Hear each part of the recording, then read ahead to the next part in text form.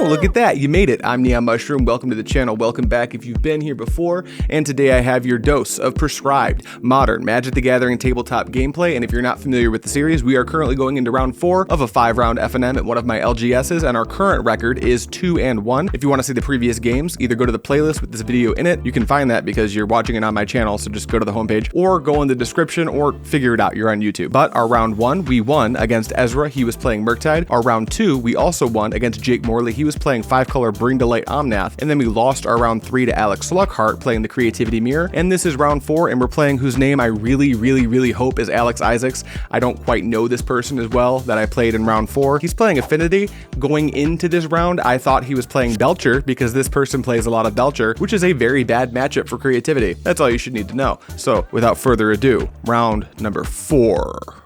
Alex won the die roll, meaning he gets to be on the play and he takes a mulligan to 6. I, however, am going to take a mulligan to 5 because, as I mentioned before, I'm pretty sure at this point my opponent was playing Belcher, so I mulligan pretty aggressively here for a copy of Spell Pierce. My first 7-card mulligan was Lightning Bolt, Arid Mesa, 2 Leyline Binding, 1 Teferi Time Raveler, and 1 Ren and 6. We would mulligan this against any deck, obviously, because it only has 1 land, so that's a pretty easy free 6. Our 6-card hand is Stomping Ground, Fable of the Mirrorbreaker, Dwarven Mine, Leyline Binding, Bloodstained Mire, Prismatic Ending, and another Prismatic Ending. This hand's actually great against what we're actually playing against this round, which is Affinity, but since I thought it was Belcher, I end up mulliganing this hand, and the 5-card hand that we wind up keeping is Indomitable Creativity, Arid Mesa, Scalding Tarn, Fable of the Mirrorbreaker, and Ren and 6, with us shipping another Ren and 6 and a Teferi Time Raveler to the bottom. As far as 5-card hands go, this one's pretty sweet. I've got the Creativity, 2 lands, a Ren and 6 to start looping one of my fetches, and a Fable for the mid-game. I will say that I was quite stressed out going into this game because I don't have a Spell Pierce, and I still thought up to this point that I was playing against Belcher. Turn 1. The person whose name I hope is Alex plays Tanglepool Bridge and passes, so I'll play Scalding Tarn and pass right back. Alex plays Urza Saga, triggers Urza Saga, so it gets a counter, then plays Relic of Progenitus. He'll cast Gingerbrute and attack for 1, but in response I'll fetch dropping to 19. After the fetch resolves, Alex is going to activate Relic, so I have to exile my Scalding Tarn. Then I shock in a Stomping Ground and bolt the Gingerbrute. Then he passes to me, where I play Arid Mesa, fetch and shock to 14 for a Steam Vents. I'll cast Ren and 6, tick it up to buy back my Arid Mesa, and pass the turn. In Alex's first main phase, the Urza Saga hits Chapter 2, so it gets a counter. Then he plays Darksteel Citadel, casts a Memnite, activates Relic, so I exile Bolt from my graveyard. He plays Frogmite for 0 mana thanks to Affinity,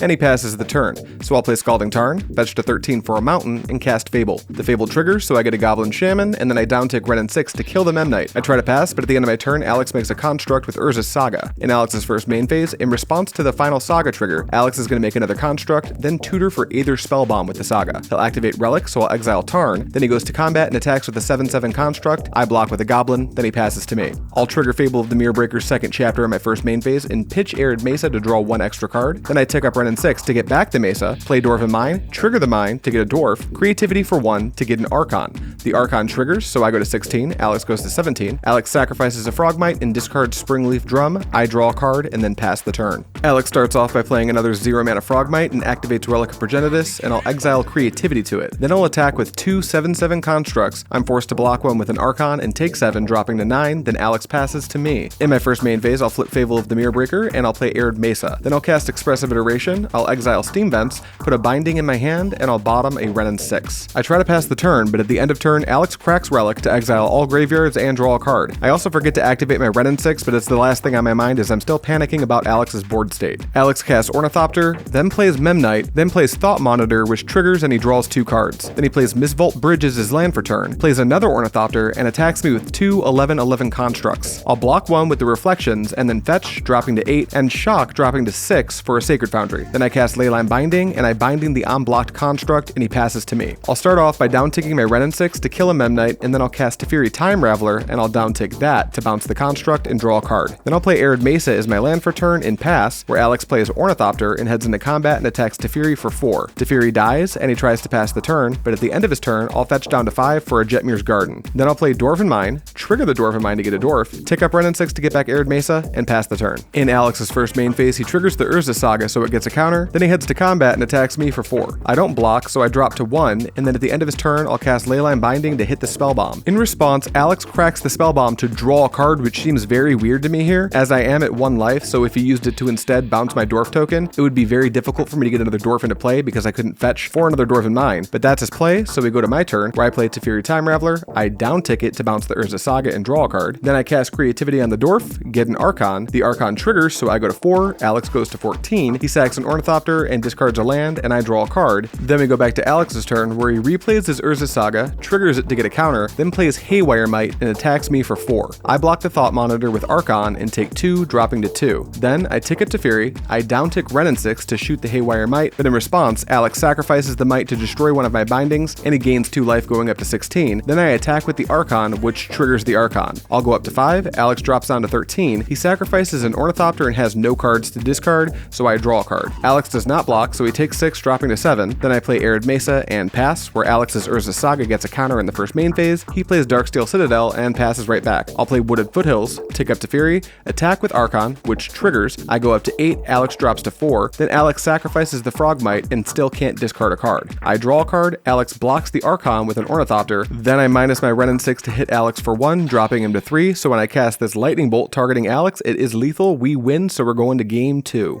The sideboard plan for this matchup is not super heavy-handed. We're just going to take out a playset of Spell Pierce, and it's not because it's awful in the matchup, you can sometimes hit some relevant threats with Spell Pierce, but this deck is mostly creatures, and everything having affinity makes Spell Pierce kind of awkward in most situations. We're also cutting 1 Renin 6, not because it's necessarily awful in the matchup, but we do want to make a little bit of room for a 5th sideboard card we're bringing in. To start off, we're bringing in 2 copies of Veil of Summer, which is a card I wouldn't always recommend bringing in against affinity. But at the shop I'm playing at, there are a lot of creativity players, meaning that most of the blue players have some amount of Orvars in their sideboard, and the way Archon works, if your opponent discards an Orvar to the Archon trigger, they get to make an Archon, which is very bad for us, but the Orvar trigger does target, so if we Veil of Summer in response, it makes our Archons non-targetable. It also helps that Affinity often plays Metallic Rebuke, which is a counterspell, so Veil of Summer is going to be very good in that situation as well. In addition to that, we're bringing in 2 copies of Nature's Claim, which literally just destroys artifacts and enchantments, and our opponent's deck happens to be full of artifacts and enchantments. The main enchantment we're targeting with this card is Urza Saga, a card that's actually quite good against us, so we're super interested in fighting on that axis. Speaking of fighting artifacts and enchantments, we're also bringing in a single copy of Besiege You. This is going to fill the same role as Nature's Claim, except for it's a land, so if we ever get into a situation where we have access to Besiege You and Renin 6, we can start to channel the Besiege You, pick it back up with Renin 6, and do it again. It's also worth noting that our opponent's deck does not play a lot of lands with the basic typing, so once we're able to establish the loop with Renin 6 and Besiege You, our Besiege You triggers are going to start to act a lot more like Terminates than Path to Exiles. Alex lost game 1, so he gets to be on the play once again, and he mulligans to 6. We, however, will be keeping a 7-card hand that has Nature's Claim,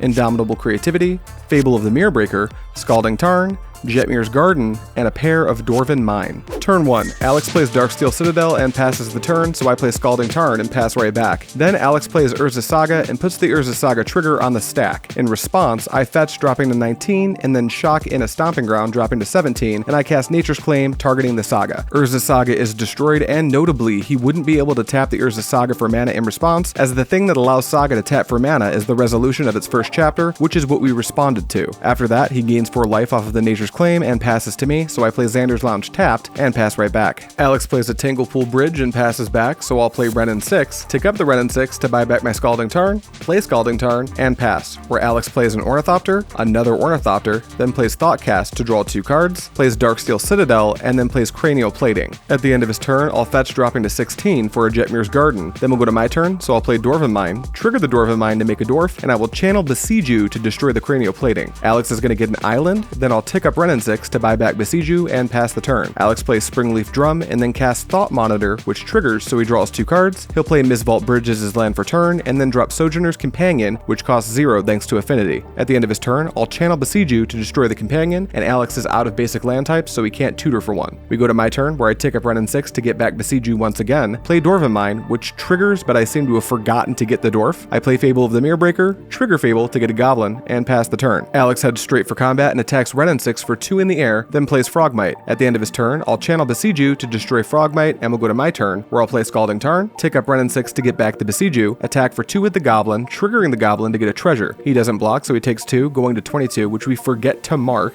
Then I remember that I have a Fable of the Mirror Breaker trigger, but it doesn't matter, I'm just going to give it the counter, as I'm not making any changes to my hand, which is very bad news for our opponent. Then I cast another Fable, get another Goblin, and pass. Alex plays Treasure Vault as his land for turn, and heads to combat and attacks Renin 6 for 2 in the air. He tries to pass, but at the end of turn, I channel Besieju to destroy the Thought Monitor. In my first main phase, both Fables trigger, so off of the first one, I pitch Lightning Bolt to draw an extra card, and then the other Fable flips into a Reflections of Kiki Jiki. Then I head into combat and swing for 5, triggering 2 Goblin Shamans to make 2 treasures. He doesn't block, so he takes 5, dropping to 18. Then I cast Indomitable Creativity for 2, targeting a Goblin and a Dwarf, and he cannot beat this, so he concedes the game. We win 2-0, making us 3-1 for this event. See you in round 5.